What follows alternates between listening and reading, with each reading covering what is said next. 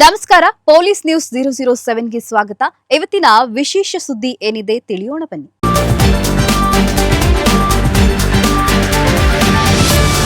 ಸಿಂಧನೂರು ತಾಲೂಕಿನಲ್ಲಿ ಹೃದಯ ವಿದ್ರಾವಕ ಘಟನೆ. ಮಗನ ವಿರುದ್ಧ ಅತ್ಯಾಚಾರ ಪ್ರಕರಣ. ಮನನೊಂದ ತಾಯಿ ವಿಷ ಸೇವಿಸಿ ಆತ್ಮಹತ್ಯೆಗೆ ಯತ್ನ. ಸಿಂಧನೂರು ತಾಲೂಕಿನಲ್ಲಿ ನಡೆದ ಒಂದು ಘಟನೆ ಸ್ಥಳೀಯರನ್ನು ಬೆಚ್ಚಿ ಬೀಳಿಸಿದೆ. ಮಗನ ವಿರುದ್ಧ ಅತ್ಯಾಚಾರ ಪ್ರಕರಣ ದಾಖಲಾಗಿದ್ದರಿಂದ ಮನನೊಂದ ತಾಯಿಯೊಬ್ಬರು ವಿಷ ಸೇವಿಸಿ ಆತ್ಮಹತ್ಯೆಗೆ ಯತ್ನಿಸಿದ್ದಾರೆ ಎನ್ನಲಾಗಿದೆ.